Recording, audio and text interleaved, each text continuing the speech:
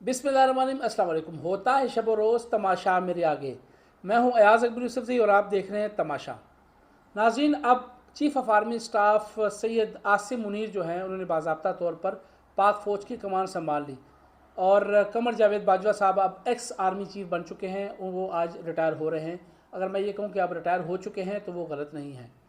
उन्होंने 6 साल पाकिस्तान आर्मी की एज आ आर्मी चीफ़ कमान संभाल रखी और इस 6 साल के अंदर उन्होंने मुख्तलिफ जो है वो अच्छे काम भी किए, कुछ उन पर तनकीदें भी हुई।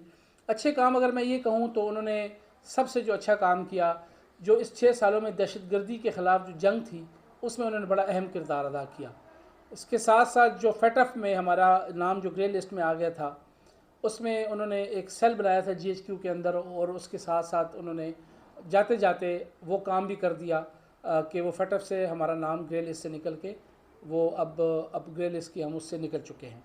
साथ साथ अगर मैं आपको ये बताऊं तो उनके ऊपर काफ़ी ज़्यादा उनके किरदार के हवाले से, सियासी किरदार के हवाले से भी उनको काफ़ी ज़्यादा क्रिटिसाइज़ किया जा रहा है अभी भी।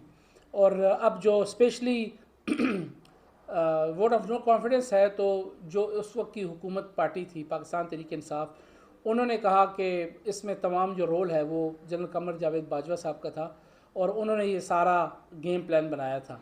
हालांकि वो खुल के उस वक्त नहीं बोल रहे थे, लेकिन वो पहले अमरीकी साजिश ज़रूर कर रहे थे, लेकिन बाद में उन्होंने आपस में किसी निजी महफिलों में ये ज़रूर कहा था कि तमाम इसके पीछे जो है वो जनरल कमर जावेद बाजवा साहब थे जिन्होंने ये सारा प्लान बनाया।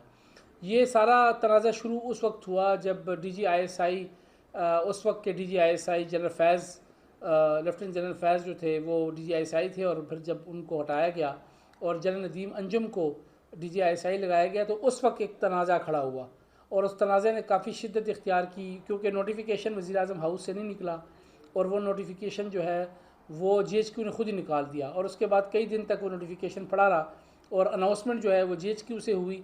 उसके बाद फिर काफ़ी दिन तक ये तनाज़ा रहा और फिर आखिर में इन्होंने कोई मिल बैठ के बात की और एक नोटिफिकेशन फिर जो है बाज़ाब्ता तौर पर PM हाउस से या ऑफिस से निकला। हाउस ऑफिस हम इसको एक ही बात करते हैं, जो भी PM आता है वो हाउस में रहता है।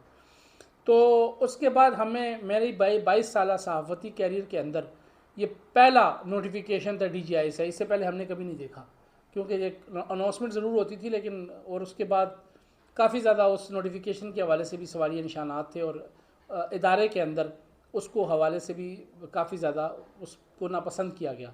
खैर, इसको क्विकली हम ख़त्म करते हैं। अब बाज़ाब्ता तौर पर जो है वो आसिम मुनीर साहब जो हैं वो चीफ़ ऑफ आर्मी स्टाफ आ चुके हैं। इनके हवाले से कहा जा रहा है कि ये एक अच्छे इंसान है। अच्छे इंसान से मुराद, मैं उसके नहीं कह रहा हूँ ओबियसली अच्छे इंसान होंगे, लेकिन कहते हैं कि बड़े प्रोफेशनल हैं और अपने काम से काम रखने वाले आदमी हैं और उम्मीद करते हैं कि पाक फ़ौज इनकी कमांड के अंदर बड़ी प्रोफेशनल तरीके से ग्रो करेगी और सियासत से दूर रहेगी। और मैं ये कहता हूँ कि हो सकता है कि अभी PMLN वालों को अगर अगर फ़ौज का किरदार उसमें है तो शायद वो कह रहे हों कि यार अच्छा है, होना चाहिए, या PTI वाले कहते हैं अच्छा हो। मैं तो कहता हूँ कि बिल्कुल नहीं होना चाहिए। फ़ौज अपना काम ज़रूर करे, अपना जो उनका मेन काम है वो करें, जो उनको वो कर भी रहे हैं, इसमें कोई डाउट नहीं है। और हमारे सियासतदान जो हैं सबक सीखे, और हमारे सियासतदान जो है ना वो ख़ुद फ़ौज को बुलाते हैं और ख़ुद उनके सहारे ढूंढते हैं और बाद में उनको ख़राब करते हैं, उनको गंदा करते हैं मुख्तलिफ़ जगहों पर। तो अब इस वक्त जो है आसिम मुनीर साहब की नई लीडरशिप आ गई है और साथ साथ अब देखते हैं कि आगे जाके सिस्टम कैसे बनता है।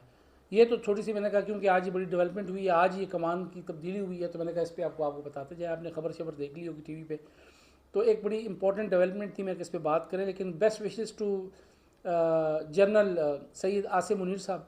अच्छा, आसिम मुनीर साहब जो है ना, फिर सोशल मीडिया पे कई चीज़ें चल रही हैं, लेकिन मैं इसलिए नहीं कहा कि यार पता नहीं लोग अजीब, लेकिन मैं आपको बताऊं, जनरल आसिम मुनीर साहब के जो वालिद हैं सरवर मुनीर साहब, वो मेरे प्रिंसिपल रह चुके हैं। मैं ख़ुद जो है federal government boys secondary school नई छावनी वेस्टेज 3 रावलपिंडी से मैंने मैट्रिक किया हुआ 1996 में। तो मैं ख़ुद वहाँ से जो है वो जब मैट्रिक कर रहा था तो मैं वहाँ पढ़ रहा था, शुरू से मैं वहाँ पढ़ता रहा हूँ। तो सरवर मुनीर साहब जो उनके वालिद हैं वो हमारे प्रिंसिपल थे, वो बड़े दबंग किस्म के प्रिंसिपल थे। तो वो हमेशा असम्बली में आके ना एक बात किया करते थे। उस वक्त हम छोटे बच्चे भी थे, तो वो कहते थे कि इससे पहले कि पानी आ जाए पुल बांध लो। आप यकीन करें कि हमें उस वक्त पता नहीं होता था कि ये क्या कहते हैं। हर रोज़ असम्बली में उनका ये पैटेंट जुमला होता था कि इससे पहले कि पानी आ जाए पुल बांध लो। जिसको अब अंग्रेज़ी में हम कहते हैं प्रोएक्टिव अप्रोच। तो ये वो प्रोएक्टिव अप्रोच थी तो सरवर मुनीर साहब हमें कहा करते थे। तो ये वो सबक था जो हमें दिया करते थे। तो उस बाप का ये बेटा है और बड़े ही ज़बरदस्त बारिश आदमी थे, बड़े ही थॉरो प्रोफेशनल, और हमने उनको बड़ा मिस किया। मेरे होते भी वो रिटायर हो गए, फिर कुछ अर्से बाद उनकी डेथ होगी, अल्लाह जन्नत-नसीब करे उनको। तो मेरा उनके साथ ये ज़रूर एक ताल्लुक़ है, उनके वालिद साहब के साथ, आज़म मुनीर साहब के साथ नहीं है। मैंने कहा चला आज आपको बता दूँ, लोग मुख्तलिफ मीम्स निकाल रहे हैं, कोई कहता है मैं उनके मदरसे के आगे से गुजरा हूँ, किसी ने क्या, लेकिन आप रिकॉर्ड भी चीज़ पे मौजूद है। मैं वहाँ से ख़ुद मैंने मैट्रिक किया हुआ है, FG जिसको फेडरल गवर्नमेंट कहते हैं, बॉयज़ सेकेंडरी स्कूल नई छावनी वेस्ट 3 रावलपिंडी से, और वहाँ के वो हमारे प्रिंसिपल थे सरवर मुनीर साहब।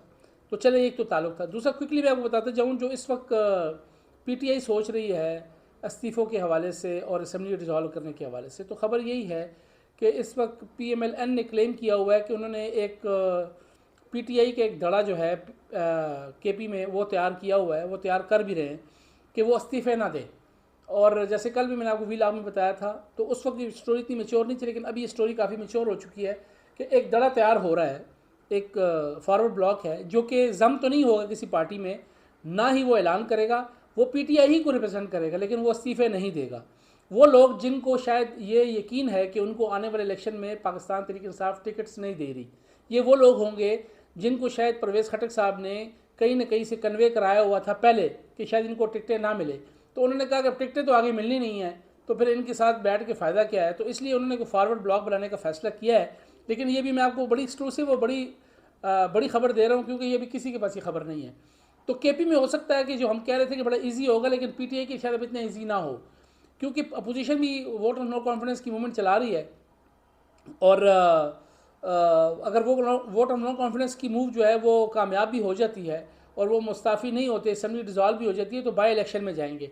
लेकिन एक मखसूस ग्रुप ज़रूर बनना है KPK में जो इस्तीफ़े नहीं देगा, और अगर वो इस्तीफ़े नहीं देगा तो जिस तरह नेशनल असम्बली में मैंने कल भी कहा था कि PTI के काफ़ी MNAs वहाँ बैठे हैं जो PTI के नाम पे ही बैठे हुए हैं, लेकिन वो इलेक्शन के रूल्स को जो है वो वायलेट नहीं कर रहे कि वो किसी और पार्टी में उन्होंने जम ना हुए हैं ना ऐलान किया, वो PTI को ही अपने आप को, वो PTI के टिकट से ही इलेक्ट हुए हैं, क्योंकि कुछ मखसूस चीज़ें होती हैं। फाइनेंस बिल है, प्राइम मिनिस्टर के जैसे इलेक्शन है, उस पर वो जो है ज़रूर जो है वो उस पर वायलेशन होती है, लेकिन वो ऐसा कोई मौका आया नहीं है।